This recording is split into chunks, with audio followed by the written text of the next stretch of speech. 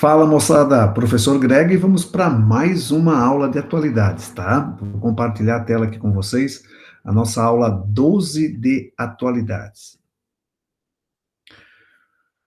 Muito bem.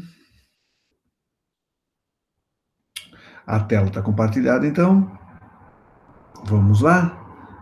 Aula número 12. Sigam comigo aí. Lembrando que essa aula vale para o extensivo, vale para os terceirões e principalmente para vocês do SEMI, tá? A gente começa lembrando vocês do movimento que defende a mudança do nome de Florianópolis para Floripa. Isso mesmo, agora no dia 4 de março, ao usar a tribuna da Câmara de Vereadores de Florianópolis, né, um representante desse movimento, Floripa, defendeu a mudança do nome da capital dos catarinenses. Segundo o advogado, que depois eu apresento para vocês, a cidade não se chamaria Florianópolis, e sim, né, ela deveria ser chamada de Floripa. A defesa foi feita pelo advogado José Brás Silveira, coordenador do movimento. Segundo ele, em uma pesquisa popular recente, 82% das pessoas se manifestaram favoráveis à mudança de nome da capital. Braz afirmou que o grupo foi criado em dezembro de 2019, mas, segundo ele, o trabalho, né, por tentar convencer as pessoas e essa tese de mudança de nome já acontece há muitos anos. Como afirmei, o advogado diz que há uma inquietude, né, na cidade por conta da origem do nome, e que é uma referência, vocês sabem o nome de Florianópolis, vocês estudaram história pra caramba, é uma referência a Floriano Peixoto, né, militar conhecido como Marechal de Ferro. Até aconselho vocês, façam uma revisãozinha aí sobre os principais aspectos, né, do governo de Floriano Peixoto. Vocês sabem que o nome Nossa Senhora do Desterro para Florianópolis foi uma homenagem ao chamado Marechal de Ferro, né? Então, por favor, estudem isso, tá? Para o coordenador do movimento, Floripa é um nome mais palatável, mais turístico, mais fácil de se pronunciar. A sugestão, né, de Brás é que em 2022 se faça um plebiscito na capital, junto com as eleições estaduais, para verificar se a população quer a mudança de nome ou não. Eu até trouxe ali, ó, uma matéria, né, de um jornal da época, né, 3 de outubro de 1894. É do seguinte teor que decretamos, o decreto, né, que o governo do estado, perdão, é do seguinte teor o decreto do governo do estado que mudou a denominação desta capital para Florianópolis. E aí conta tudo certinho, né, como a nova capital, ou melhor, o novo nome, né, deveria ser atribuído. Por favor, estudem isso, tá? Isso pode cair em alguma prova aí de história da vida. Beleza?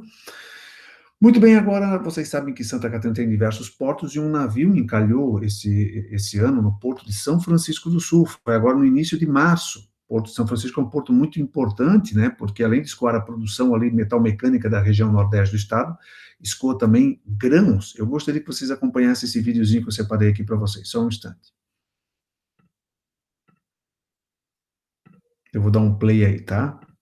Um navio carregado com soja encalhou em alto mar na madrugada de hoje no norte do estado. Nossa equipe passou a tarde próximo ao local com representantes do Porto de São Francisco do Sul, da Marinha do Brasil e de empresas ligadas ao armador da embarcação.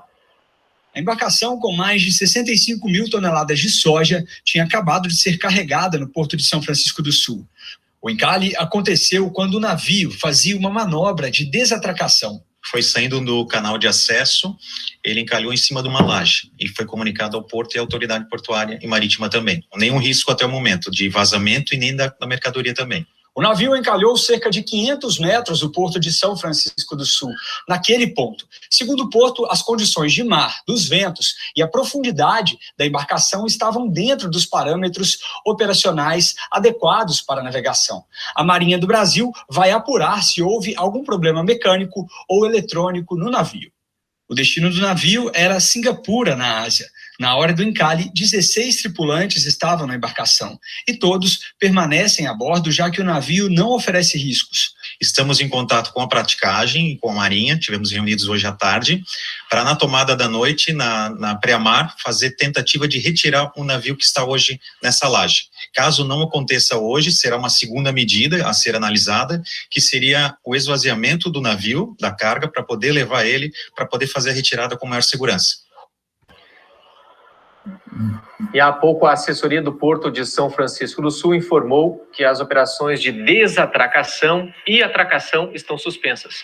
Com isso, tanto os navios que chegam quanto os que precisam sair ficam parados, aguardando o posicionamento da Marinha. Beleza. Vocês podem estar se questionando assim, ô professor, mas espera aí, o Porto de São Francisco do Sul movimenta soja, Santa Catarina produz muita soja? Toma cuidado, tá? Santa Catarina nem está na lista dos 5 maiores produtores de soja do Brasil. Nós plantamos soja no Planalto Oeste do estado, mas soja e milho aqui em Santa Catarina geralmente são beneficiados, acabam virando ração que alimentam aves e suínos. Nesse caso aí, é soja que vem do Brasil Central.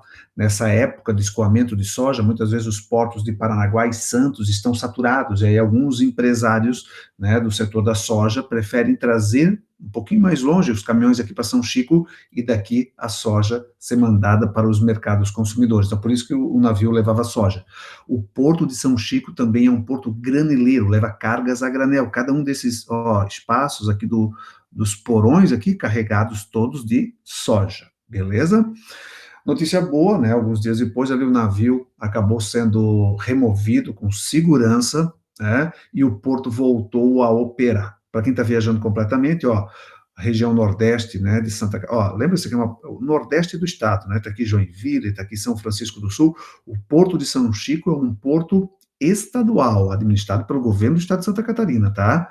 Do outro lado fica o porto privado de Itapoá, que é a Baía da Babitonga, tá? Canal Norte e o canal mais fininho, Canal do Linguado. Os portos ficam um de frente para o outro, só que um em São Chico, estadual, né, porto estadual, do outro lado, porto privado de Itapoá, beleza? Muito bem, muda de assunto. Vocês sabem que o presidente Bolsonaro foi recebido na Flórida, né, em março desse ano, pelo presidente Donald Trump. Entre os principais temas tratados, uma aliança estratégica ainda maior entre os dois países, o apoio do Brasil e dos Estados Unidos ao presidente, ao autoproclamado presidente da Venezuela, Juan Guaidó. Também foi comentada a questão das eleições da Bolívia, né? Acho que vocês devem lembrar que no final do ano passado o Evo Morales renunciou e uma senadora assumiu interinamente. A Bolívia vai ter eleições aí nos próximos meses. Também acordos de paz no Oriente Médio. Donald Trump está tentando convencer palestinos e israelenses a aceitarem aquele acordo de paz que nós já comentamos, e também acordos militares, sem falar de novo na questão da OCDE, tá? Mas talvez um dos aspectos que mais me chamou a atenção nessa visita é que o Brasil e Estados Unidos assinaram acordos bilaterais na área de pesquisa e desenvolvimento militar. O acordo tem até uma sigla em inglês, né, que significa Acordo de Pesquisa, Desenvolvimento e Testes de Avaliação. Esse, em português, né, RDTIE, esse acordo prevê investimentos e parcerias na casa de 96 bilhões de dólares na área militar. O Brasil se configurando, então, realmente como o país da América Latina com os maiores volumes financeiros aplicados na área militar, tá? Agora vamos para um tema muito importante, crise no petróleo 2020. Quando se fala em crise no petróleo, todo mundo já pensa no aumento dos preços, né? Mas olha o que aconteceu esse ano, uma queda gigantesca nos preços do barril do petróleo. Vocês já vão entender por quê. Ô, Grega, então não é crise? Não, acaba sendo crise também. Por quê, Grega? Ora, se o petróleo fica mais barato, os derivados ficam mais baratos, a gasolina fica mais barato, o diesel fica mais barato, nós, consumidores, vamos nos dar bem. Só toma cuidado que uma das principais empresas brasileiras é a Petrobras, e ela vende o quê? Petróleo. Se o preço cai demais, o lucro da Petrobras cai demais, como é que ficam as contas do governo? Então, só para mostrar para vocês que é complicado, o Brasil é um grande exportador de petróleo também. Então, se cai demais o preço, automaticamente o governo arrecada bem menos. E aí, como cumprir com os gastos que são altos, se as receitas estão em queda? Vamos lá? Olha só, isso é no dia 8 de março, o petróleo abre em queda de mais de 30%, a maior queda no preço desde a Guerra do Golfo, né? Isso peguei uma manchete aqui do dia 8 de março. Outra aqui, ó, petróleo segue em queda livre e arrasta bolsas de valores no mundo inteiro. Acho que vocês devem lembrar, né, que no início de março as bolsas de valores no mundo despencaram todas. Um dos motivos foi a queda no preço do petróleo, tá? Vamos tentar entender, então, as causas vamos lá? Petróleo em queda, já com medo da pandemia, derrubou bolsas no mundo inteiro. Vamos tentar entender por que essas bolsas caíram tanto? Vamos lá. A forte queda do petróleo, já falei. A expansão da Covid, as inseguranças, o medo do que vai acontecer. Lembra que a gente está ali no início de março. A ONU não tinha decretado pandemia ainda, tá? E um outro fator, a queda forte no preço do petróleo, o medo com o que iria acontecer com a expansão da Covid e uma disputa dentro da OPEP+, que depois eu explico para vocês, atingiram o mercado financeiro, o mercado de ações, e as bolsas despencaram no mundo inteiro. A Bolsa de Valores de São Paulo aciona o Circuit Breaker após o Ibovespa cair mais de 10%. Professor, o que é esse tal de Circuit Breaker? Vamos lá? Vamos entender as regras, tá? Vocês sabem que a Bolsa de Valores nada mais é do que um grande comércio de ações, né? Sempre que acontece uma queda muito forte no preço das ações, o Circuit Breaker é ativado. Vamos lá, em caso de Circuit Breaker, são interrompidas as negociações de compra e venda por um determinado tempo. Como é que funcionam as regras? Acompanhe comigo, olha só. O Ibovespa caiu mais de 10 pontos, lá no painel está caindo 10 pontos. Já acontece um Circuit Breaker, os negócios param automaticamente por 30 minutos. Ninguém vende e ninguém compra nada. Qual é o objetivo disso? Isso é mundial, tá, gente? O Brasil copia esse sistema. O objetivo é tipo assim, na hora do pânico, calma, gente. Vamos respirar, calma, vamos dar um tempo, respira, depois a gente retorna nos negócios. Meia hora depois, o pregão inicia-se novamente, mas o índice continua caindo, chega a cair 15%. Opa, aí a pausa, o Circuit Breaker já é maior, já é de 60 minutos. Passada uma hora, o nervosismo no mercado continua intenso pra caramba ainda, beleza? A bolsa reinicia. Se o indicador ficar abaixo de 20%, de novo fecha, e aí, para aquele dia, os negócios não acontecem mais, é uma suspensão. Grega, por que isso foi criado? Foi criado justamente com o objetivo de segurar o pânico, porque vocês sabem que na hora do pânico, a tendência é as pessoas quererem se desfazer das ações, né, fazerem o que a gente chama de uma realização dos lucros ou do prejuízo, para não ter um prejuízo maior, ou não perder tanto. Então, por isso que utiliza-se o Circuit Breaker. Gente, isso é uma questão muito importante, tá? Isso não é específico do Brasil. Volto de novo aqui, vou falar, hein? A queda no preço do petróleo, o medo. A gente estava no início de março, ninguém tinha uma noção exata do que iria acontecer em relação à Covid. Aqui, Covid. A disputa dentro da OPEP também acabou fazendo com que várias bolsas de valores em vários países, inclusive aqui no Brasil, tiveram que acionar o chamado Circuit Breaker, tá? Grega, isso é padrão para todos os países? Muda um pouquinho, mas no geral a ideia é essa, é dar um time para os investidores respirarem, calma, põe a cabeça no lugar, não se deixa levar pelo pânico, porque o pânico só pode piorar a situação, tá?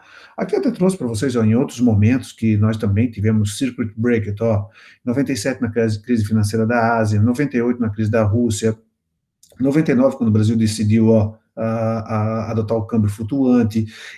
Vocês lembram da bolha imobiliária nos Estados Unidos, 2008? Lembra? Nós tivemos aquele agosto e setembro de 2008, vários circuit breakers. Aqui no Brasil, no dia da delação, né, do grupo JBS Friboi, também tivemos.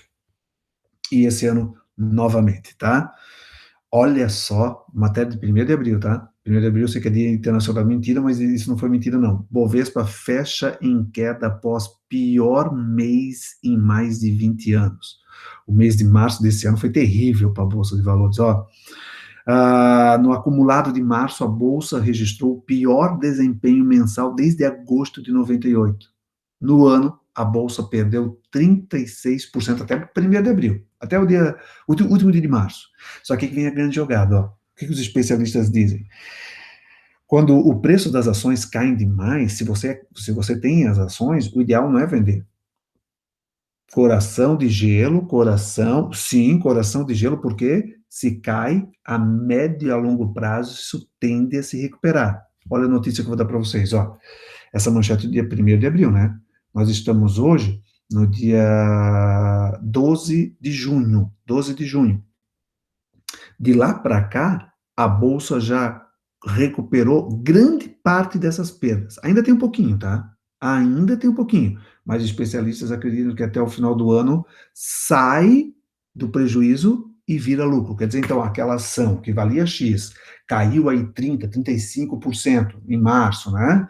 Começou a se recuperar, já conseguiu recuperar grande parte da perda, e especialistas dizem que até o final do ano vai estar valendo mais do que valia antes da queda ali em março. Queres investir em bolsa, tu tens que ter coração de gelo, tem que ser frio. Na hora da desvalorização, não vende. Não vende. Beleza? Mercado de ações, tu sempre tem que olhar a médio e a longo prazo, não a curto prazo. Bolsa, ó, olha, 23 de março. Bolsa brasileira registra o pior desempenho do mundo com a crise do coronavírus, aponta o Goldman Sachs. Enquanto isso, o real tem a quarta maior queda, perdão, né? Analistas veem movimentos exagerados, mas avaliam que ser difícil apontar um fundo no mercado. Agora, então, ó, vamos ver se vocês entenderam. As bolsas caíram bastante em março, por quê? Número 1, o preço do petróleo estava em queda, lembra que eu mostrei bastante? Muito, petróleo muito barato, o medo da Covid, além disso, né, além do petróleo em queda, medo da Covid, olha só, vou voltar lá para vocês, ó. A disputa interna dentro da OPEP+. O que é essa OPEP+? Vou mostrar agora aqui para vocês, ó. OPEP+, ou também chamada OPEP e aliados, países aliados.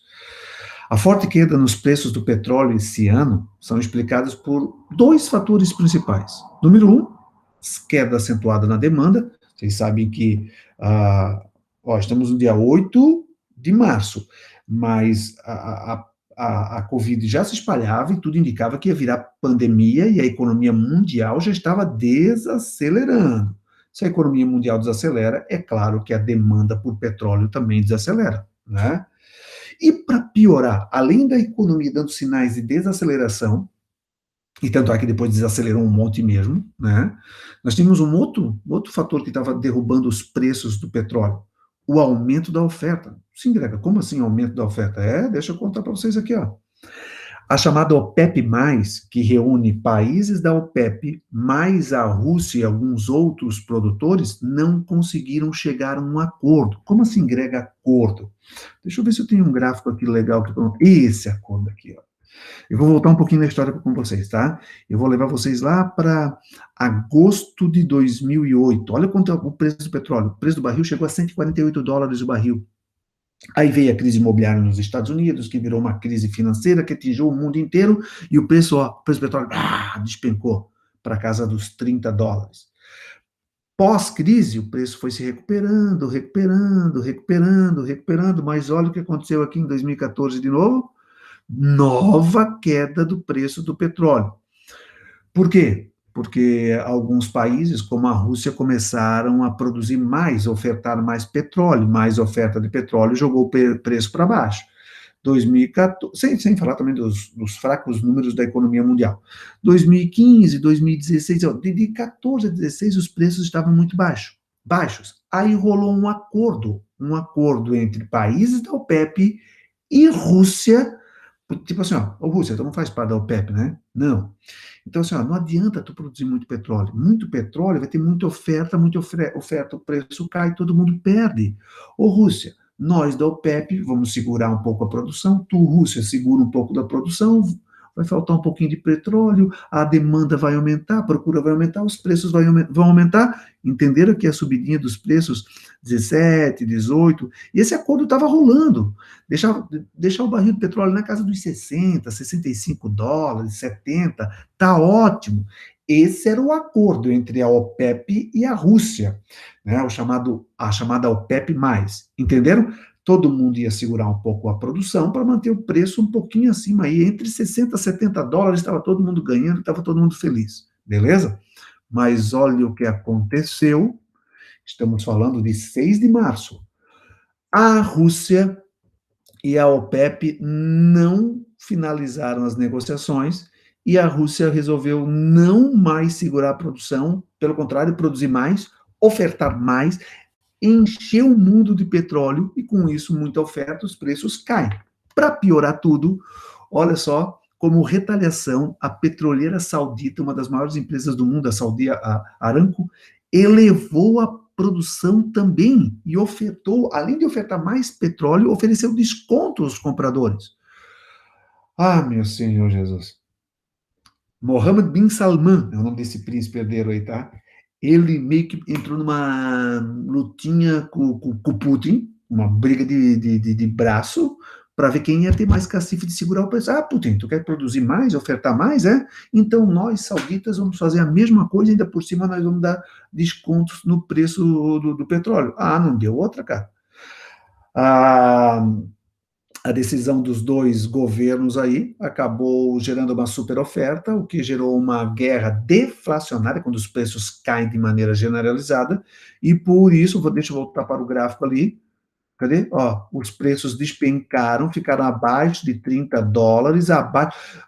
Teve vendedor de petróleo vendendo o barril com preço negativo. O que é isso? Vendendo mais barato do que comprou. Grega, mas, repito, isso é bom para nós, Grega. Pô, cara, petróleo barato, é gasolina barata. Gente, não. Lembra, uma das principais empresas brasileiras é a Petrobras. Se o preço cai demais, automaticamente o que a gente exporta, a Petrobras exporta, cai demais, e isso não gera bons resultados para o governo brasileiro. Resumo da ópera, senhoras e senhores, olha aqui, ó.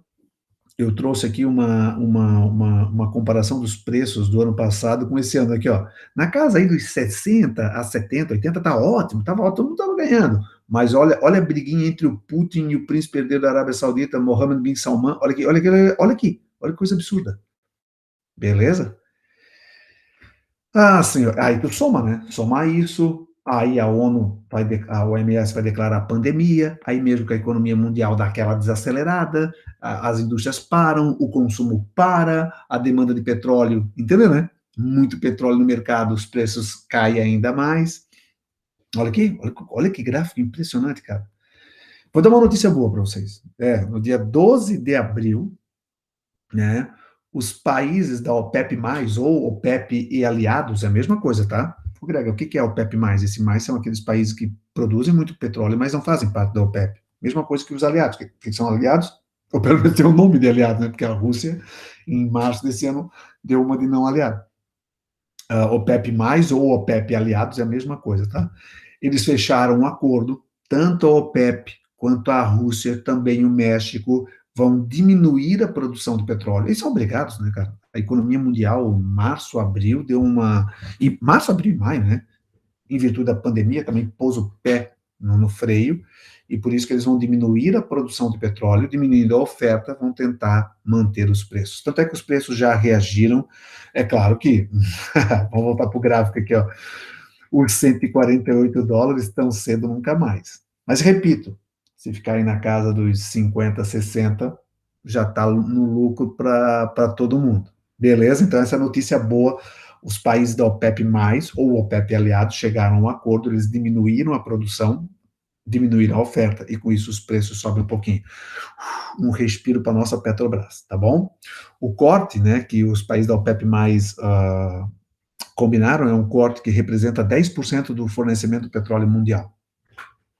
É significativo. Vocês já estudaram nas aulas de geografia, quem são os países que fazem parte da OPEP, né, os 14 países, não vou ficar gastando tempo com isso, só lembrando que aqui na América do Sul nós temos 2 integrantes da OPEP, né, o Equador e a Venezuela. O Brasil já foi convidado 2, 3 vezes, mas não quis de maneira correta, tá? Então aqui os países, ó, só deixa eu confirmar, 1, 2, 3, 4, 5, 6, 7, 8, 9, 10, 11, 12, 13, 14, é isso mesmo. Grega, mas está escrito OPEC aqui, em inglês, né? Organização dos Países Exportadores de Petróleo, tá? Dentro da OPEP, o país que tem as maiores jazidas de petróleo fino, olha quem é, Venezuela, cara, que coisa absurda, né? 24% das reservas, 25, né? 25,5% das reservas são da Venezuela. só para mostrar que riqueza não significa desenvolvimento econômico e social, né? Bom, agora notícia boa, vamos para a agricultura familiar em Santa Catarina. Eu até montei um texto que eu acho que eu sou obrigado a fazer isso porque eu fico orgulhoso. Uma agricultura tecnificada, de alta produtividade e pujante. Esse foi o retrato, né, de Santa Catarina divulgado no Censo Agropecuário do IBGE. Entre os destaques está o valor bruto da produção agropecuária, que contabilizou 20 bilhões e meio em 2017, sendo que quase 51% desse valor vem da agricultura familiar. Olha que legal. Praticamente metade, né, do PIB agrícola catarinense vem das pequenas propriedades, com mão de obra familiar, com policultura. Destaque na produção animal e vegetal, Santa Catarina tem uma agricultura familiar altamente produtiva e inserida no agronegócio. De acordo com os dados do censo, aqui um número importante, 78% das propriedades rurais são de agricultura familiar. Muito legal isso, né?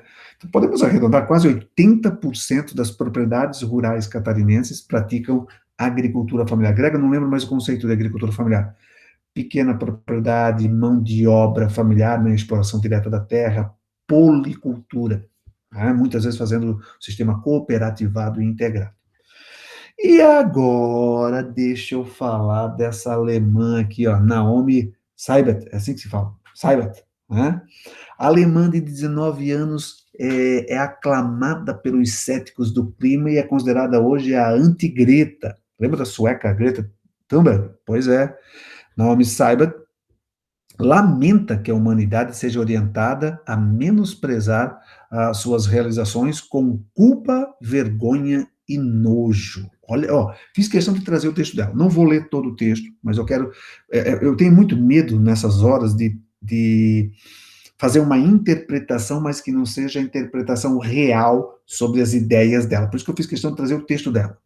Olha o que é essa alemã de 19 anos, que é considerada hoje a anti-Greta Thunberg. Lembra da ambientalista Greta Thunberg, né? Foi indicada para o Prêmio Nobel da Paz, pois é.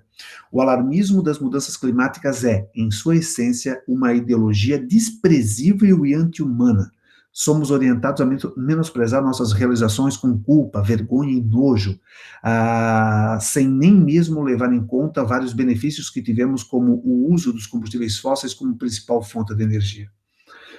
Frase dela, né? Então, ela é anti-mudanças climáticas, ela diz que essa questão do aquecimento global é uma falácia, uma mentira, ela questiona as pesquisas, questiona os ambientalistas, por isso que ela é aclamada pelos céticos, né? Como eu digo ali, aclamada pelos céticos do clima, como uma resposta conservadora.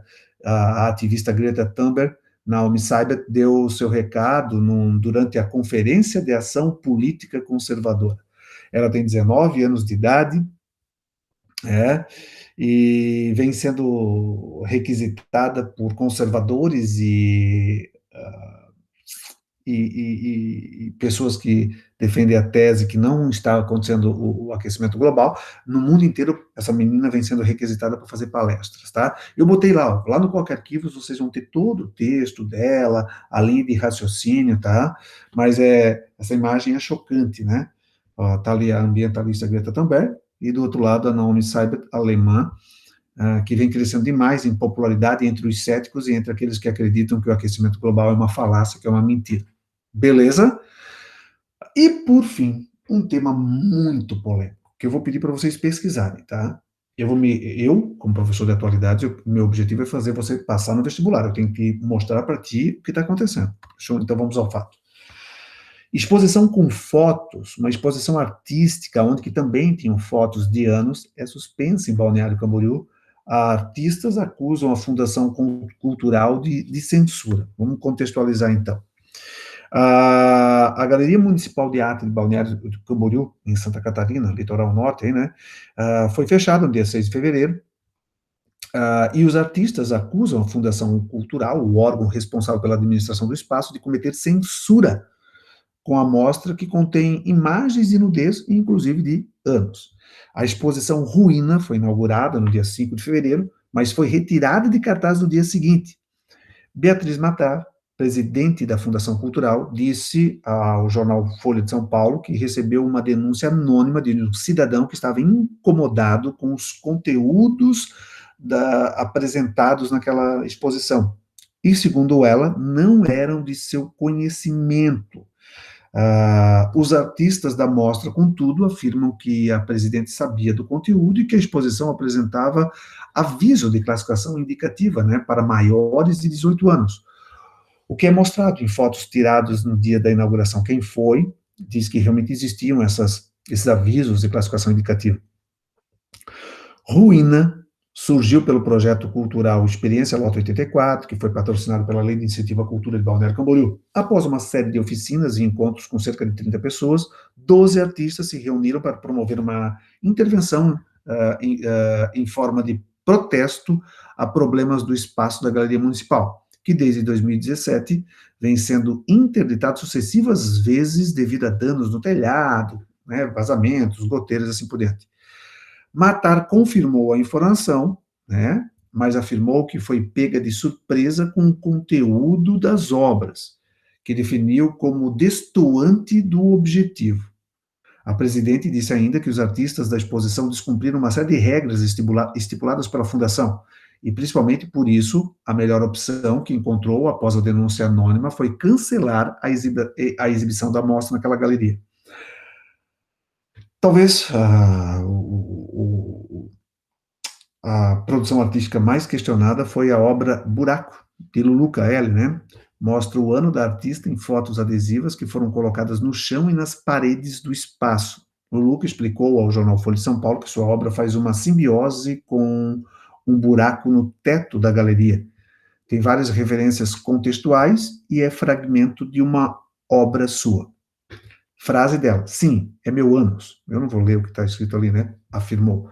A artista disse também que na exposição estavam presentes imagens de pés, de olhos, de órgãos sexuais, né? Muitas outras várias do corpo humano, mas, segundo a artista, o que incomodou foi realmente a imagem do ânus.